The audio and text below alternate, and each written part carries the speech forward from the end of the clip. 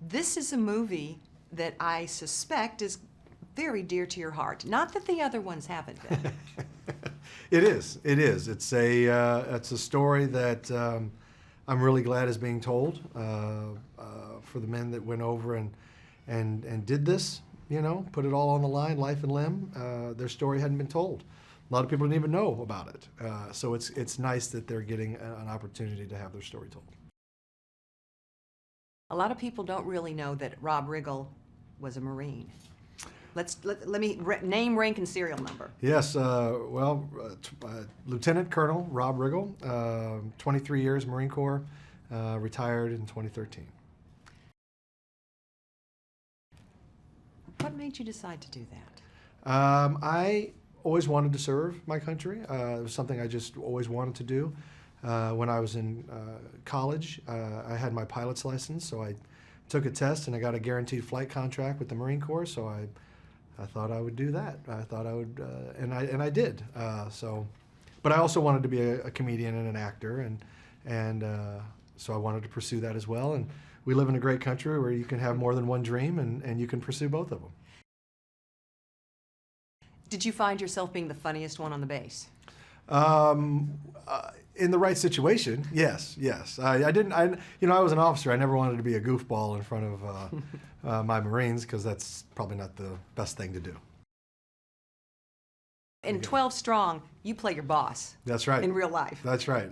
Now, when I got over to Afghanistan, I served under Lieutenant Colonel Max Bowers, who was my direct commanding officer. I did civil affairs and public affairs work for him as part of his command element. And now I play Lieutenant Colonel Max Bowers in the movie. Did you talk to him about your role? Not at all. I haven't talked to the man since Afghanistan. So I hope he likes it, and I hope I get a chance to see him. Hopefully he'll be at the premiere. Were you familiar with the 12 soldiers, with the 12, the horse soldiers, the 12 Strong? Yes, when I was in Afghanistan, our paths had crossed because I got there in November, which is shortly after they did their mission, and we were in Mazar-i-Sharif. We were on the outskirts of Mazar-i-Sharif in this abandoned Turkish high school, and so there was paths crossing in the hallway. So when you got this script, yeah, what went through your head? I actually saw the script a couple years ago, and I remember reading it and thinking, "Oh, this is so great! I know some of the names in here, and I serve with these guys, and I'm so glad this story's being told, and I love the book." So I was really happy. I was just happy that the story was getting told. But then it kind of went away, which often happens in Hollywood. Projects come and go, they get hot, they get cold, and so it went away. And I thought, well, I guess it's not going to happen. And then I got a call saying, "Hey, they're going to do it, and they want you to play Colonel Bowers." And I jumped at the chance because of the cast and the producers and the director. There's so many talented people involved that it was an honor. What was it like putting that uniform back on again in this context? It was great. It's funny you say that because the uniform has a certain smell to it. It's weird. You put that stuff back on, and the feeling of the fabric and the smell and all of it, it does kind of snap you back into a mindset. Were you the expert on the set? Did everyone come to you and say, "Am I holding this gun right?" I was one of a couple people on set there to help. I wasn't ever specifically tasked with, technically advising anything, but I know enough, obviously, about the military to say, "Hey, we don't do that," or no, that's something from a movie that doesn't happen in real life. Don't do that. And like what? Oh, I don't know. Wearing your cover indoors. You don't do that. No one does that unless you're under arms. That's the only time you'd wear your cover inside. But people don't know that unless you're in the military. No, of course not. Yeah. And if you're going to salute someone, you do it within 6 feet. You don't do it from a mile away. The junior always starts the salute. And there's all kinds of little things, courtesies and etiquettes and things like that. What did you learn about being in the military that has helped you be an actor? Nothing, really, other than the intangibles. things like having a thick skin, determination, picking an objective and accomplishing it, setting goals, all the things that kind of prepare you. In the military, you get a thick skin, you learn to get mentally tough, you learn how to handle rejection, you learn how to handle failure and come back, get yourself up off the ground and start again. And if you're going to go to Hollywood, you need to know those things because you're going to get knocked down a lot.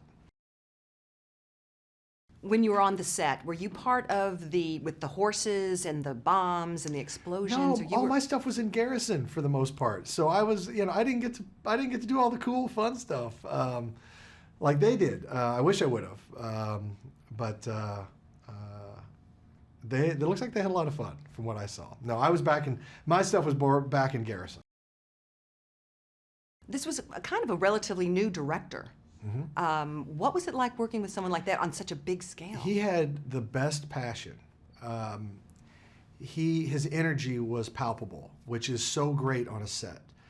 He came in and he was constantly buzzing and checking things out and wanting to look at things and, here, say it like this, and then he'd move in and go, no, I want different lights, and then he goes, yes, this is what I want. And I like when the captain of a ship has a vision and knows what they want, because then you can jump in and really help and help fulfill whatever that vision is. And he was a great communicator and great energy, and so I really enjoyed working with him. This was a little bit of a different role for Chris Hemsworth. Mm-hmm. So what was it like working with a real hero? He is, he's awesome. He's kind of everything you'd hope he would be. I really enjoyed my time with him. I wish I had more time with him because he's funny, he's charming, he's nice, he's a very gracious actor. He's a total professional, great work ethic. He's the kind of guy when he left, he's like, I'd like to be friends with him. You know. So he's a good one. He's a really good one. What will we get from 12 Strong? What do you think an audience will take away from this? I hope they get to see that there are men and women out there every day preparing for when bad things happen, preparing for trouble. Right now, as you and I are talking, there are soldiers and sailors and airmen and Marines out there training. God forbid they should have to go into harm's way, but they're training and preparing, and some of them are in harm's way right now. And they're doing it, they're risking life and limb for us and for our liberties and for other people's liberties. So I hope they take away that there are men and women out there preparing for when we are least prepared. This movie made me feel strong and yet small because they are the real heroes. They're doing this. Mm-hmm. This is their job. Mm-hmm.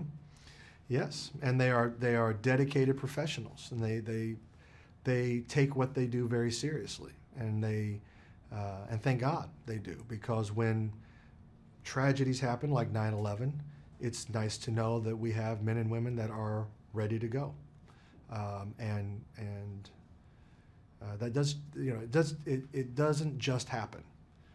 They have to train for years and years and years, and maybe they never go forward, and God willing, they don't have to. But if they do, they're ready. Rob Riggle fans may be surprised at you in 12 Strong. Well, look, my bread and butter's always been comedy. I'm a comedic actor, I'm a comedian, and that's what I enjoy and that's what I love. But I've studied acting extensively, so I can do things. I just haven't been given many opportunities. But now I'm starting to get some, and this was a straight role, more of a straight role, and I really enjoyed playing it. I have a drama coming out in March that's more of a really heavy drama. So yeah, you might get to see some new things from me this year. Michael Pena got the funny lines, I think. He always gets the funny lines. Even he can turn anything funny. He's a great guy. He's a good one.